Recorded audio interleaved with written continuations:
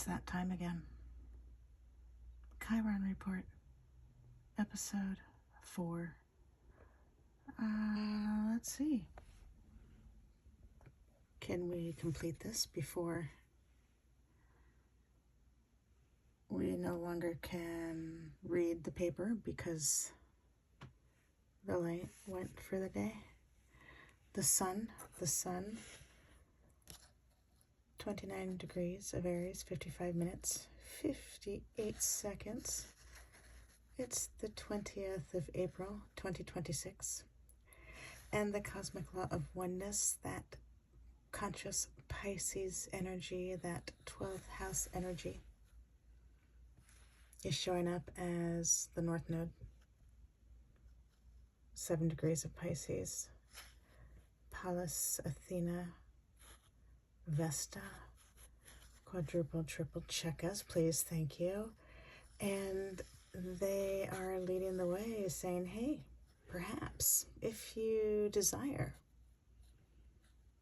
it could be a beautiful portal to step out of the fog, to dance out of the fog, to dance out of the fog of adoption fairy tales, gypsy myths, fighting spirit. And leading this, it's not a charge because it's a healing foray. Leading this healing journey is Chiron. And Chiron was cast off by parents who were disgusted with him for showing up as half man, half horse, centaur. And yes, they discarded him. Then he was adopted by Apollo, and Chiron decided, unlike all the other centaurs of his time who were training to fight in wars, Chiron decided to train to become a healer. And so that's what happened. He studied and practiced and got really proficient at what he did, and people sought him out for individualized healing treatments to move forward in the highest love and light for the benefit of one and all. And perhaps you've noticed that loss blocks leading, learning, loving, living. At times when it's swept under the carpet or just pops up in your face. All sorts of ways that shows up. And so how to transmute that loss into love, turn those obstacles into building blocks, flip the fighting spirit card over to play through that loss with adoption spirit instead. Chiron is here to show the way. Eris is right behind him, the uninvited feminine. You know the one, I used to be one, what? Series, also in Aries, turned to farming when her daughter was away for half the year in the underworld with Hades, also known as Pluto. Mars, 7 degrees of Aries, coming to back up his sister. This Aries, it's such beautiful energy to own yourself. Like, we've all learned how to take care of everybody else, and now this Aries energy is all right. How about you? Even Saturn's here. What's Mars and Saturn's relationship? Saturn's here. Mars took the lead. Yesterday, Saturn was leading the way. Now Mars is leading the way. So, oh yeah, I got it. I'm backing up, sister. Hanging out with Chiron, channeling healing treatments, flipping the fighting spirit to play through loss with adoption spirit. And Pluto at the bottom, not to say last or least, but just entering Aries at 2 degrees. You know, how you end is how you begin. So this new cycle, all of these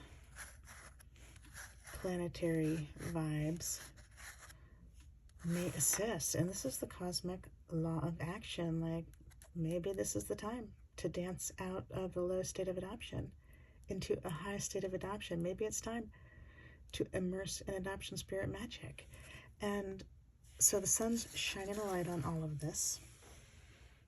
The moon is now at 4 degrees, 47 minutes of Gemini. Gemini, I love Gemini as the teacher and student, the student and teacher. We all have a student and teacher inside of us, and there's so many other ways to look at Gemini, but this one is fun for us, so we share it. Maybe you agree.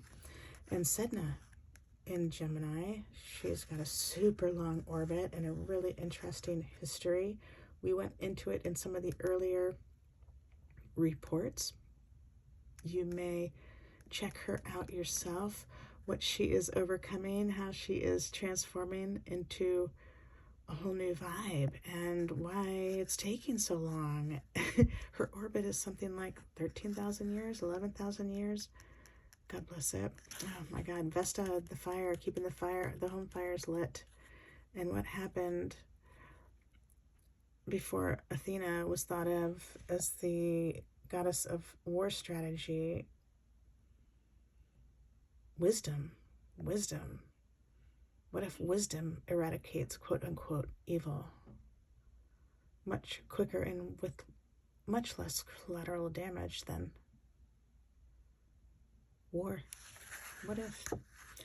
Just playing around, thinking out loud, airing out, learning how to talk in a whole new way with ourselves and the other members of the adoption constellation, the other stars in the adoption constellation. This cosmic law of vibration, third house. I'm thinking siblings, I'm thinking communication, I'm thinking new languages, and this adoption spirit language. Adoption spirit is a new language. Pardon us. Sort of like AI is a new language. And so we're learning, what do we need to release in order to grab a hold of these new concepts? And the cosmic law of relativity, the fourth house, this Cancer energy, Jupiter, 17 degrees of Cancer. This is also verifying, yes, we'll expand upon that new safe haven. We'll expand on a high state of adoption. We're down. We just passed a world point. People all over the world are contemplating this notion.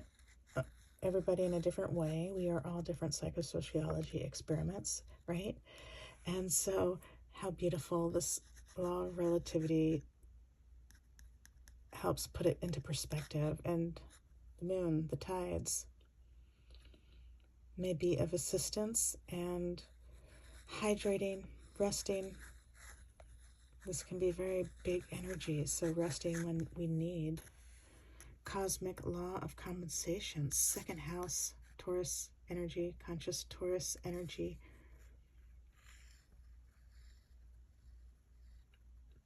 And what we value. And here is Uranus leading the way, 29 degrees of Taurus, 41 minutes. Uranus about to go into this Gemini, this third house, I think through 2033, perhaps longer. And Bacchus, reminding, have fun. I know, we're dancing out of a low state of adoption into a high state of adoption, and there's a lot of to do with that, but like mourning, grieving, but how to have fun with that because we're doing it. And Venus, 24 degrees of Taurus, there too, saying self-worth, self-love, value, reflected in the finances and the way you live. Psyche, showing up in Taurus, who was married to Jupiter. Where is he? No, Cupido. Where is he? Cupido. Oh, there he is.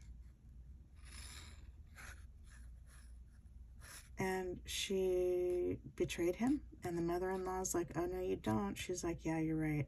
And so they worked out a whole new social contract, which is something that's a part of this energy right now. And how do we show up and agree to engage in a social contract in households that are playing through loss with adoption spirit instead of fighting spirit? So beautiful. And the seven sisters are here to help. Pleiades, Persephone, her mom's up here, right? Persephone's in Libra, balancing it out, balancing it out. We're willing to renegotiate. We are willing to benefit when it's for the, we are willing to compromise when it's for the benefit of one and all. And all these beautiful reminders and playing around with this story to help us play through loss and transmute that into love and flip the fighting spirit card over to play through with adoption spirit instead. If it's not resonating, if it's not fun, you are more than welcome to change the channel. And if you change your mind, you are welcome to come back. Cosmic Law of Polarity, 7th house. Yes, that's Uxor. Uxor, pardon our pronunciation. Uxor. And a whole new way to create a safe home. Have a marriage. Maybe it's 3 people. Maybe it's 5 people. Maybe, I don't know. Maybe it's whatever the group signs up for, who's ever involved. This new way to really thrive in healing communities. The cosmic law of transformation of energy, Scorpio energy, 8th house energy. And there's not, we didn't pick up on any major activity happening there, but this is so interesting because we all have this Scorpio. So how, just to start there without any extra attached, that working on Scorpio energy throughout your life may look like 3 states: a low, middle, and high state of adoption. In a low state, Scorpio hurts themselves and others when threatened, when feeling threatened. In a middle state of adoption, Scorpio rises like a phoenix from the ashes. In a high state of adoption, Scorpio is the eagle who is able to just fly high, untouched, unbothered, checking it all out from above, the beautiful life. And so that cosmic law of transmutation of energy, what a beautiful, simple example. And we all can work with that each year of our life, just owning, admitting, taking responsibility for whatever's ours and transmuting it and stepping up into the next level as we see fit, right? If we choose, if we are freeing our will up from that amygdala, right? The grief struck by loss amygdala. Cosmic law of abundance, conscious Sagittarius energy, 9th house. This is changing the way we think. Black Moon Lilith. She's like, yeah, I am in. Let's change the social contract, especially regarding marriage, how we have a safe home, how we show up for ourselves within that home that is authentic, brilliant, creative, sovereign, also able to help others, empathetic, divine masculine and divine feminine. And so beautiful that showing up again and again, this different way to do marriage and to do family in a way that we're playing the adoption spirit side of the card instead of the fighting spirit side of the card. Cosmic law of karma, conscious Capricorn energy, 10th house. You, again, we didn't pick up on a lot of activity there, not to say there's not, so you may investigate more on your own about that. 10th house or Capricorn or karma. Cosmic law of detachment, conscious Aquarius energy, 11th house, Pluto, 5 degrees. It's like, yeah, we're dismantling that low state of adoption. We're moving to a high state of adoption. And again, more evidence of how this is playing out in the marriage or how the household sets themselves up so everybody adopts success, even the grief-struck by loss, possessed by grief amygdala, authorizing cycles of fear, fight, flight, freeze, fuck, fawn. God bless it and us all. And my Juno symbol, sorry about that, my pencil. It wasn't my pencil's fault. My hand and my pencil, they were just trying to collaborate, and well, that happened. So that's Juno. Juno showing up in Aquarius, just showing more evidence about how the marriages are changing, how we're changing the way we think about a safe home and who can provide a safe home for the youth and so beautiful. So every student succeeds, even you, even me, even the grief struck by loss amygdala. Cosmic law of attraction, Leo energy, 5th house, having fun doing it. There's this, even though Leo's down here close to the bottom of this chart, there's this emphasis on having fun doing it. And the South Node in Virgo, learning whole new routines, whole new ways of taking care of ourselves. This cosmic law of rhythm is reminding me again about maybe taking time by water, noticing the tides.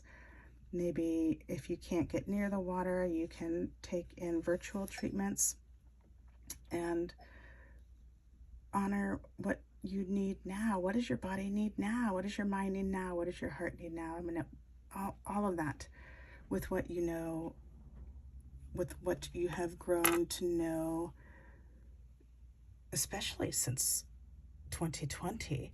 And so this is just another way to possibly look about how to move forward through 2033, 2044,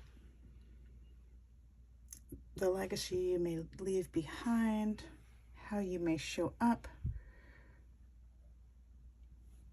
some guide rails and guard rails, perhaps all these different stories offering different perspectives about how to play through loss, that loss that is so much, sometimes we want to hurt ourselves and others, but not really.